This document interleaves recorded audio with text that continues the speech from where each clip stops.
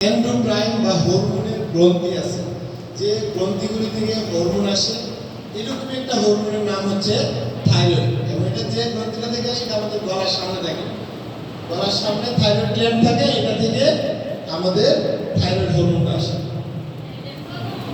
এখন একটা সময় আপনারা প্রচুর মানুষ দেখছেন, গলগণ্ডের মানুষ, এমনি এখন দেখা যায়। এখন আমার বাচ্চা আপনাদের বাচ্চাদের মধ্যে কি গলগণ্ড কারো হচ্ছে না। একসময় গলগণ্ড প্রচুর ছিল। এটা আয়োডিন নামের একটা খাবার আছে, যেটা লবণের মাধ্যমে যদি খেতে পারি তাহলে গলগণ্ড হয় না। আর এই গ্রন্থি থেকে আপনার হরমোন আসে, হরমোনের নাম হচ্ছে থাইরয়েড।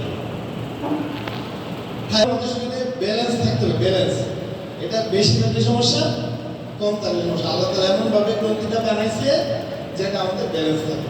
এবং এটা দুইটা মূল কাজ করে। কয়টা মূল কাজ? দুইটা। একটা হচ্ছে আমাদের মানসিক গঠন, মানে আমাদের নিউরোলজিক্যাল যে গঠন সেটা সে করে, আর হচ্ছে হাড়ের গঠন সে করে। এবার যদি কারোর শরীরে হরমোনটা কম থাকে তাহলে সে কি হবে? সে কেমন জানি আলাবুলা, বুদ্ধিশুদ্ধি কম, মুখা টাইপের, মুখা কাটা, এই লক্ষণগুলি থাকবে, কম থাকে। আর বেশি থাকলে কি হবে? বেশি থাকলে অস্থির থাকবে, অস্থির, সবকিছু অস্থির, চিকনা পুকনা হবে এবং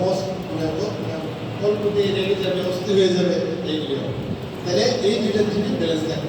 আর যেটা বললাম, হাইপার থাকলে, হাইপার থাকলে মহিলাদের বাচ্চা নিতে সমস্যা হয়, মহিলারা ধীরে ধীরে একটু মোটা হয়ে যায়, কেউ চিকন হয়ে যায়। এই কারণে এটা পরীক্ষা করে দেখতে হবে ব্যালেন্স আছে। কম থাকে শরীরে থাইরয়েড দিতে হবে, বেশি থাকলে থাইরয়েড কমানোর ওষুধ দিতে হবে। বুঝতে পারছি? এটা জবাব। এটা একটা বড় হরমোন শরীরে। একমাত্র গলায় দেখা যায় বলতে শরীরের চোখ তো আপনার দুইটা, নাকটা দুইটা, ব্রেন একটা, কিডনি একটা। এগুলির লোকেশন তো আমরা নির্দিষ্ট করে দিচ্ছি, এই জায়গায় আছে, অন্য কোথাও থাকবে না। থাইরয়েড গ্রন্থির যে অবস্থানটা শরীরে থাকার কথা, এটা একটা জায়গা, সেটা হচ্ছে গলার সামনে, আর কোথাও সে লাগে না। এবার সে কাজ করে না করে, এটা হচ্ছে ঠিক আছে। সমস্যা তো গলা বলি নাই, সমস্যা কি বললাম? আমরা অনেক কিছু বলছি, মোটা হয়ে যায়, বুদ্ধিশুদ্ধি কম হয়, কিন্তু সে থাকে এখানে, কিন্তু কাজ করে শরীরে সব জায়গায়, রক্তের মাধ্যমে শরীরে সব জায়গায় সে কাজ করে। ঠিক আছে?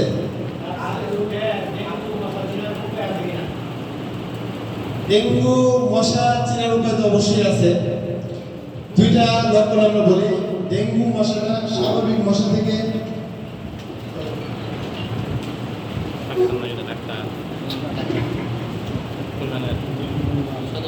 ডেঙ্গু মশাটা স্বাভাবিক মশা থেকে একটু বড়। আর আপনি যদি ভালো করে দেখেন, ডোরা কাটা থাকে, ডোরা কাটা, সাদা ডোরা কাটা থাকে, এবং স্বাভাবিক সাইজের থেকে একটু বড়।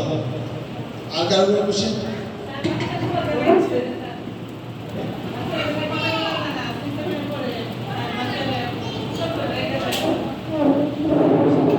বলছেন এই টপিকটা আমরা পরের সেশনে আলোচনা করব। জি,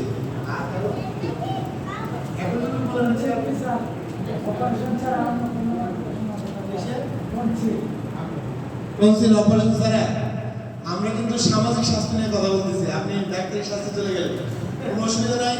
এটা একটা কমন একটা সূত্র আছে, বলে যে বছরে যদি 3 বার টনসিল হয় এবং পরপর 2 বছর হয়, তাহলে অপারেশন করতে, আদারওয়াইজ চিকিৎসা। কি বলছি? টানা 2 বছর 6 বারের বেশি হয়ে যাবে। এই বছরে 3 বার হইলো, মধ্যে 1 বছর গ্যাপ, পরের বছরে 3 বার হইলো হবে না। ঠিক আছে? টানা 2 বছর, বছরে 3 বারের বেশি যদি গলা ইনফেকশন হয়, টনসিল হয়, তাহলে অপারেশন লাগবে। আদারওয়াইজ টনসিল হলে চিকিৎসা করতে ভালো হয়ে যাবে। ঠিক আছে?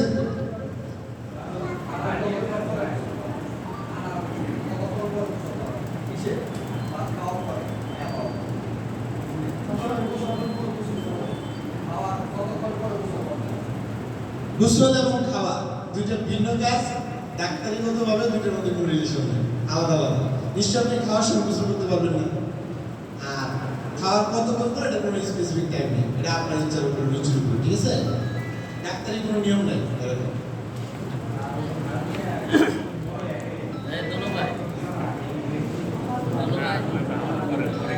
আমি আবারও বলি, আমরা সিম্পলি সামাজিক স্বাস্থ্যের মধ্যে থাকি। যাই হোক, উনি যেটা বলছেন যে হার্নিয়া, আগে বুঝতে হবে হার্নিয়া রোগটা কি। হার্নিয়া রোগ হচ্ছে আমাদের শরীর আল্লাহ তাআলা একটা পর্দা দিয়ে জায়গায় পেট পর্দা দিয়ে বাঁধা, সাধারণত পেটের পর্দার কোথাও যদি ছিদ্র থাকে ওই ছিদ্র দিয়ে পেটের ভিতরে জিনিসপত্র বের হয়ে আসে, এটাকেই বলে হার্নিয়া।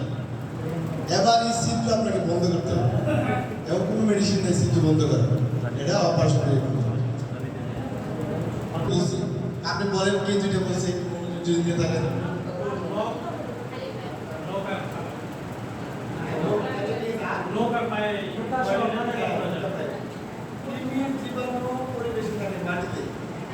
এটা চামড়ার মাধ্যমে শরীরে ঢুকে, এটাই তো। তাহলে এটা সবচেয়ে বেশি থাকে যে জায়গায় মলের সংস্পর্শে যাওয়ার সম্ভাবনা থাকে।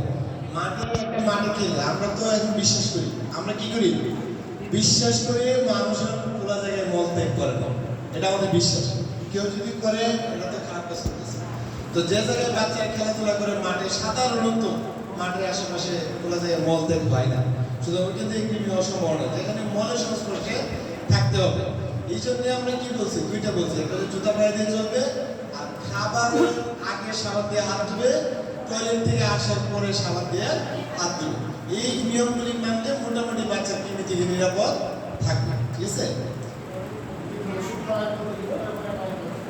কোনো নির্দিষ্ট স্পেসিফিক নিয়ম নাই, কিন্তু অনেকে বলে, এই যে আমি বললাম কৃমি আমার শরীরের জন্য উপকারী। আল্লাহ তাআলা আমাদের শরীরে এমন একটা জিনিসও তৈরি করেন নাই যেটা উপকারী না। আপাত দৃষ্টিতে মনে হয় কৃমি আমার অপকারী জিনিস, কৃমি থেকে ভিটামিন তৈরি হয়, এই জন্য আল্লাহ বানাইছে। এবার অতিরিক্ত সবকিছু খাওয়া, অতিরিক্ত যখন হবে তখন হবে। এই কারণে বলে যে 3 মাসের মধ্যে আপনি দিয়ে দেন, কারণ আপনি সব একবারে দিয়ে সব একবারে শরীর থেকে বের করে দেন ওষুধ দিয়ে, তাহলে কি হবে, আমি ভিটামিনের অভাবে ঢুকবো। এই কারণে 3-4 মাস বা যখন লাগবে আল্লাহ রাখবে।